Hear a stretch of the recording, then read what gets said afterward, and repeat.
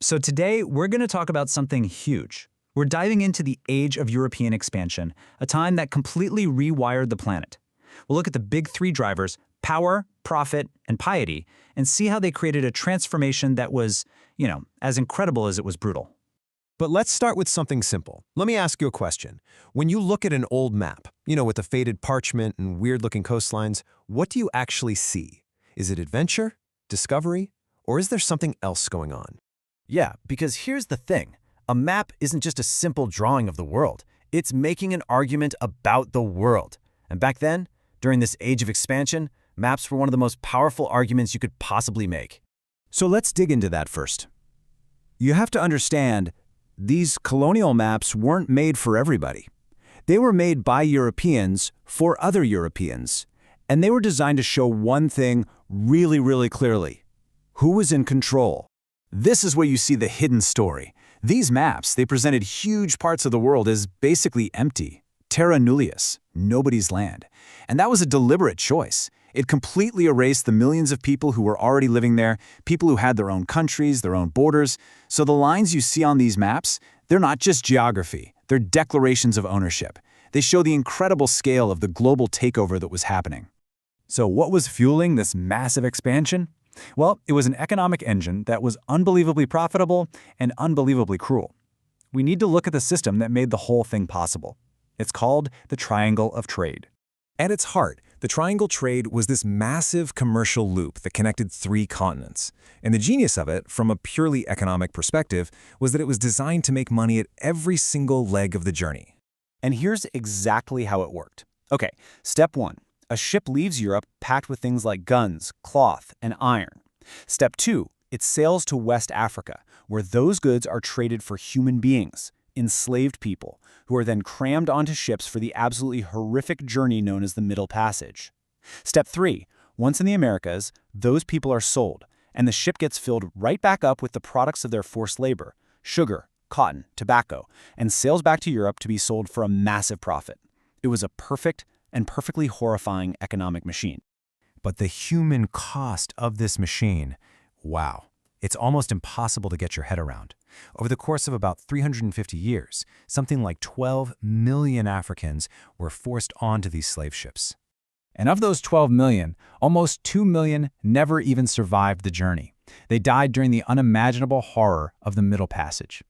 Now, to give you a sense of what that number actually means, 1.8 million people was more than the entire population of London at the time, which was one of the biggest cities on Earth.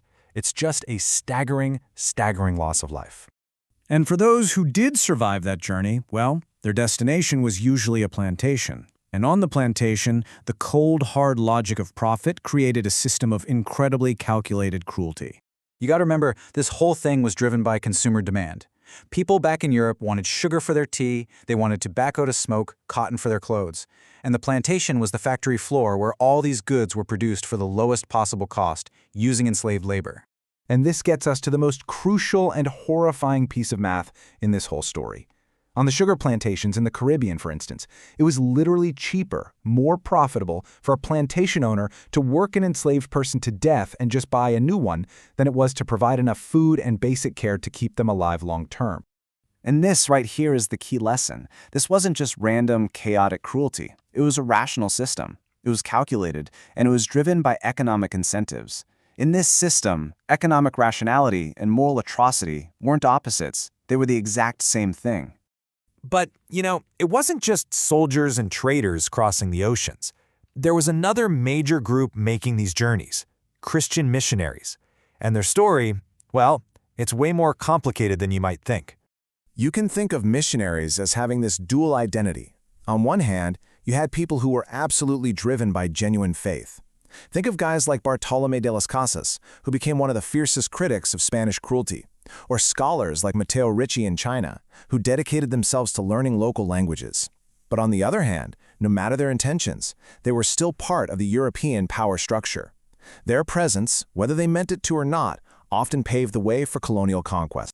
And you see this complicated story everywhere, with Francis Xavier in Asia, with the incredible Jesuit reductions in Paraguay, which actually shielded indigenous people from forced labor, and even with someone like David Livingstone, who campaigned against slavery in Africa. The role of the missionary was never simple. They weren't just heroes, and they weren't just villains. Okay, so, after centuries of all this trade and conquest and conversion, where did it all lead? What was the result? The thing is, the legacy of this era isn't just sitting in the past. It's the foundation of the world we're all living in right now. Just think about this number for a second. By the year 1914, European nations and countries that grew out of them controlled a staggering 84% of the world's land surface. 84%! The scale is just almost impossible to grasp. And that level of control left a deep, deep mark. The very structure of our global economy, the often random borders you see across Africa and Asia, the huge wealth gap between the global north and south, and even our modern ideas about race, all of it has direct roots in this period. So if there's one big takeaway from all this, it's this. The world we have today didn't just happen. It wasn't inevitable. It was built. It was built by these specific systems of power and profit and piety, and by the choices that real people made. Which brings us right back to where we started, with those old maps. Of course, the maps today look different. The names have changed, the borders have moved. But here's the final question. Has the underlying world that those old maps created, has it really changed all that much? That's something to think about.